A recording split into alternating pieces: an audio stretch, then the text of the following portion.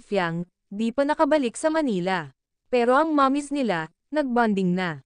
Sa pag-live ni Fiang at Lander, sobrang nakakatuwa. Kasi andin din mismo, ang mommy ni JM, sa tabi ni Lander. Tadong pang-asar ngayon, ni Lander, kay Fiang. Di naman makaganti masyado, si Fiang. At ingat na ingat ito, sa sasabihin niya. Dahil nagsusumbong, si Lander, kay Mami Ella. Grabe nakakawala stress, ang dalawang ito, pag magbardagulan. Nasabi na lang ni Fiang, "Tita, takpan niyo muna, ang isang tenga niyo." Sabay tawa ni na Lander, at Lloyd, at sinabi nila kay Fiang, "Di ka makaganti ngayon no." Hay nako, mawala stress mo, kakapanood sa kanila.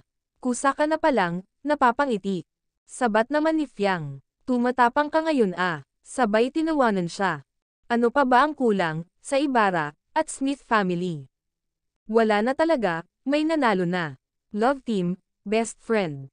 Na nauwi, sa pagiging boyfriend na, best man pa. Real na, talaga ito. At halata mo, sa Ibarra family. Love na love nila, si Fiang.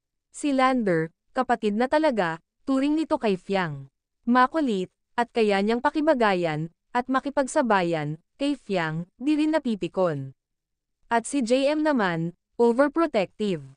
Caring, sweet, at obvious, na pinakaiingatan niya, si Fiang.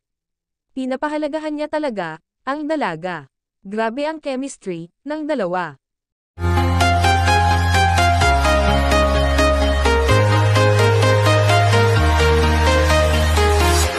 I'm walking alone.